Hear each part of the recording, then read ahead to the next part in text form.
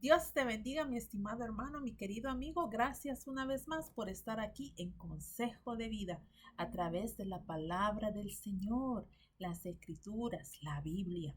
En esta ocasión quiero seguir con la secuencia de mujeres de la Biblia y vamos a hablar de Ana, ¿verdad? Todos, la mayoría, conocemos a Ana como la mamá del profeta Samuel. Pero ¿quién era Ana antes de que Samuel naciera? Y de eso vamos a tratar, ¿verdad? Vamos a hablar acerca de Ana, el personaje. Será breve. Para eso vamos a tener que ir a Primera de Samuel, capítulo 1 y capítulo 2, que son los capítulos que habla de esta mujer de la Biblia. Y empezamos. Ana, el significado de su nombre. El significado del nombre de Ana es llena de gracia o favor. Quiero que pongan atención muy bien al significado de el nombre de Ana. Escucha, quiere decir llena de gracia o favor. Lo opuesto de gracia es que castigo o torpeza. ¿Y por qué digo esto? Porque lo vamos a entender más allá. Ana es un hermoso ejemplo de cómo las circunstancias más desagradables y adversas pueden producir un carácter bendecido, algo que nosotras nos podemos relacionar muchas veces y que deberíamos de aprender de Ana. Ana, su dolor. Ella, antes de ser la famosa madre del profeta Samuel, tuvo que pasar dolor en su vida. Y vamos a ver de qué se trata. Aunque Ana tenía una casa, no tenía un hogar. Escucha eso. Ana tenía una casa, pero no tenía hogar. ¿Por qué? Porque ella podía estar amparada sobre una mansión, por decirlo así, pero su corazón se sentía vacío, se sentía con necesidad de algo, y ese algo sabemos que era el poder tener hijos, algo que Ana en este momento, antes de que Samuel naciera, ella no podía. Es verdad que ella tenía un esposo que la amaba y la colmaba de regalos más que a su otra esposa, pero no tenía hijos. Ana no podía tener hijos y eso era de gran dolor para ella. Y aunque su esposo, Elcana, ¿verdad?, la consolaba diciéndole lo siguiente, y lo podemos leer en 1 Samuel capítulo 1, versículo 8. Y Elcana, su marido, le dijo: Ana, ¿por qué lloras? Ella constantemente estaba en angustia, siempre estaba llorando por los rincones, me imagino. ¿Por qué? Porque el deseo de ella era tener hijos. Y ella miraba a la otra esposa del Elcana, a Penina, que tenía hijos. Y a lo mejor eso lo torturaba. Esa situación la torturaba a ella. Y no vamos a enterarnos después de que también Penina la agraviaba a ella por no tener hijos, ¿verdad? Entonces, viendo esto, ella lloraba. Y cuando ella lloraba, su esposo, su marido, miraba eso. Y en el versículo 8 él le dice: ¿por qué lloras? ¿Por qué no comes? ¿Y por qué está afligido tu corazón? Aquí nos estamos dando de cuenta de tres cosas que Ana estaba pasando en su dolor. Lloraba todo el tiempo, no comía y su corazón estaba afligido. Entonces vemos al Cana, su esposo, que se da de cuenta de eso, y al tratar de confortarla, al tratar de sentirla que se sienta mejor, él le dice: ¿no te soy yo mejor que los hijos? ¿No te soy yo mejor que 10 hijos? En parte vemos a Elcana tratando de consolar a su esposa. ¿Qué es lo que te hace falta, mi amor? si tienes casa, tienes comida, tienes todas las comodidades. Es más, tú de mis esposas eres la preferida, aunque no me des hijos, tú eres la que mi corazón ama. Yo aquí parafraseando las palabras de Elcana. Mas sin embargo, él no sabía que había una angustia profunda en el corazón de Ana. Y era el deseo de tener hijos y el no poder tenerlos. Entonces eso era la angustia de ella. Ana deseaba un hijo de su propio vientre y a quien amar y a quien acariciar. Eso era el deseo que vemos en esta mujer. Con el pasar de los años, el dolor de Ana creció aún más. No menguó, sino que creció. Su agonía se hizo más intensa y su esterilidad se convirtió en una carga mayor sobre sus hombros. ¿Gracias a qué? Gracias a los celos y la crueldad de Penina, su rival, quien a lo mejor diariamente atormentaba a Ana por ser estéril y por no tener hijos. Pintémonos aquí una escena.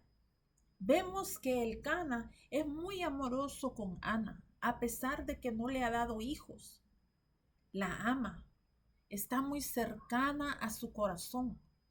Penina, que es la otra esposa de Elcana, sí le ha dado hijos, pero ella puede ver que Elcana está bien cercano a Ana, aunque ésta no le ha podido dar hijos. ¿Tú te imaginas los celos de esa mujer, a pesar de que ella le ha dado hijos a Elcana? Pero ve que su esposo se acerca mucho a Ana, aunque ésta no tiene hijos. Y yo me puedo imaginar el agravio, la situación, la pesadez que hay en ese hogar. Por eso decía al principio que aunque Ana tuviera una casa, ella no tenía un hogar. ¿Por qué? Porque no se sentía como que era su espacio. Tenía un esposo bueno, pero había pesadez en ese hogar, había celos, había contiendas. No sabemos aquí si la familia de Penina agraviaba también a Ana, o aún en la familia de Elcana agraviando a Ana por no dar hijos a su esposo. Aquí imaginándonos la escena. Pero leemos nuevamente, dice que su agonía se hizo más pesada, ¿verdad? La agonía más intensa de Ana. ¿Por qué? Porque vemos que Penina es celosa y su crueldad, ¿verdad? De su rival llevaba a lo mejor con ello una contienda diaria sobre esta mujer, Ana, por no tener hijos. Vemos en Primera de Samuel capítulo 1 versículo 6 que dice lo siguiente: y su rival la irritaba, enojándola y entristeciéndola, porque Jehová no le había concedido tener hijos. Y es aquí donde aprendemos una lección a través del personaje de Ana. Porque ella fácilmente pudo haber dicho: yo soy la preferida de Elcana. Si yo le digo a Elcana que la bote, que la eche para afuera Penina, él lo hace. Pero aquí está la lección de aprender. Ana no actuó como Penina estaba actuando. A pesar de las críticas y reproches y desprecios e insultos de Penina hacia ella, vemos que Ana fue fiel a su nombre, y es ahí donde viene el significado del nombre de Ana, ¿verdad? Fue fiel a su nombre o al significado del tal, que viene a ser llena de gracia. Ana manifestaba la gracia y el encanto, lo atractivo de qué? Del autocontrol, del dominio propio, porque a pesar de esa constante riña de Penina sobre ella pudo respirar y descansar en el Señor. Ana no solamente lloraba y estaba, no comía o estaba angustiada. No, ella también, aparte de todo eso, también en su angustia se refugiaba en el Señor. ¿Cómo sabemos esto? Ana era una mujer de oración. Ella no solamente vino a orar como conocemos, como vamos a leer más tarde, al templo. No, era constantemente que ella oraba al Señor, pidiéndole que cumpliera ese deseo en su vida de convertirse en madre. Y lo vamos a ver. Bueno, sabemos que Ana manifestaba la gracia y el encanto, ¿verdad? Lo atractivo de lo que es el autocontrol, el dominio propio, en medio de la adversidad, en medio de la dificultad, en medio de esa pesadez en ese hogar. Lo vemos que ella en medio de la adversidad está agarrada de alguna forma a la oración, a que esa oración, ¿verdad?, tome control en su vida y no desparrame todo como muchos de nosotros podemos llegar a hacer. ¿Cuál fue la súplica de Ana en su dolor? Esto es lo que vamos a ver. Ana carecía de hijos, lo sabemos, pero no carecía de oración. Ella creía en el Creador. En su dolor se refugió en la oración. Ana derramó su corazón y su alma delante de Dios. Ana llevó su causa delante de el Señor. Ella llevó su dolor específico delante de Dios. ¿Y por qué digo específico? ¿Por qué? Porque ella no oró para que las burlas de Penina pararan. Ella no oró para que el Cana se deshaciera de Penina. Ana oró para que el Señor quitara la causa de su angustia y le concediera tener un hijo varón. Ella fue específica en su oración, el cual ella en la oración, en fe, aunque no lo tenía, en fe, prometió devolverle ese hijo a Dios. Mira lo que dice en 1 de Samuel capítulo 1, versículo 10 y 11. Ella con amargura de alma oró a Jehová y lloró abundantemente. E hizo voto diciendo: Jehová de los ejércitos, si te dignares mirar a mi aflicción de tu sierva, y te acordares de mí, y no te olvidares de tu sierva, sino que dieres a tu sierva un hijo varón, yo lo dedicaré a Jehová todos los días de tu vida, y no pasará navaja sobre su cabeza. Vemos la fe en Ana, que aunque ese hijo no existía, ella ya se lo estaba dando a Dios, como haciendo, ¿verdad?, certero que el Señor le iba a dar ese hijo varón que ella le estaba pidiendo. Su oración era una súplica sin lenguaje externo. Sus labios se movían, pero no había sonido en su boca. Su oración era interna. Aunque Ana nunca pronunció una oración que se escuchase, ¿verdad?, su alma expresó silenciosamente a Dios lo que ella anhelaba, lo que ella necesitaba. No obstante, ni en la casa de Dios encontró la comprensión y la compasión que ella buscaba. Porque, ¿verdad?, sabemos que en la historia nos muestra que fue reprendida por el sacerdote Elí. Ana vio la necesidad de protestar al ministro y decirle: no soy lo que tú me estás acusando de ser, soy inocente. Mira el versículo 13 de 15 y 16 de ese mismo capítulo 1. El versículo 13 dice: pero Ana hablaba en su corazón y solamente se movían sus labios y su voz no se oía. Y Elí la tuvo, ¿por qué? Por ebria. El versículo 15 y 16 dice: Ana respondió diciendo: no, Señor mío, yo soy una mujer atribulada de espíritu. No he bebido vino ni sidra, sino que he derramado mi alma delante de Jehová. no tengas a tu sierva por una mujer impía, porque por la magnitud de mis congojas y de mi aflicción he hablado hasta ahora. En la casa del Señor vio Ana la necesidad de ¿qué? De defender su causa delante de un ministro, de un sacerdote que conocemos que no tenía la visión de Dios, y acusa a Ana de estar borracha, de estar ebria, ¿verdad? Ana, ¿verdad? Dejamos esa historia. Ana, vemos que la circunstancia de ella era angustiante, pero se refugió en la oración, se refugió en el poner su causa al Señor. Es algo que nosotros debemos de aprender. Cualquier necesidad que tú y yo estemos pasando, mujeres o hombres que estemos, ¿verdad?, pasando por esa circunstancia de necesidad específica de algo, hay que refugiarnos en el Señor. Hay que buscar al Señor en oración y poner nuestra causa delante de Él y esperar en su voluntad, porque Él es Dios soberano y Él sabe lo mejor para ti y para mí.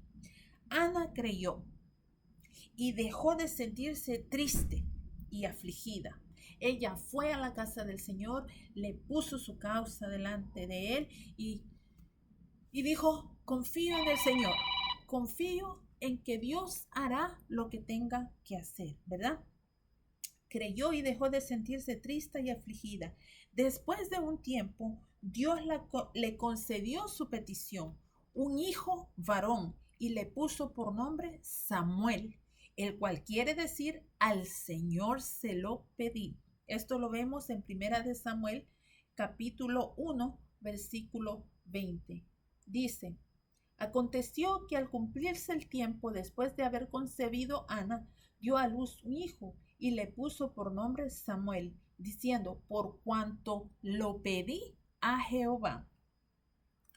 Ella irrumpe en una canción y expresa su gratitud a Dios por su bondad, una expresión poética tan elevada como resultado de la respuesta de Dios a su oración. Esto lo podemos ver, ¿verdad?, en el capítulo 1 y capítulo 2 también. Vemos que después de que Ana se ve que el Señor le concede tener un hijo y le concede tener un hijo varón, lo que ella le había pedido, ella agradece al Señor y le da una alabanza al Señor. Y eso lo podemos ver en todo el capítulo 2, cómo ella glorifica a Dios.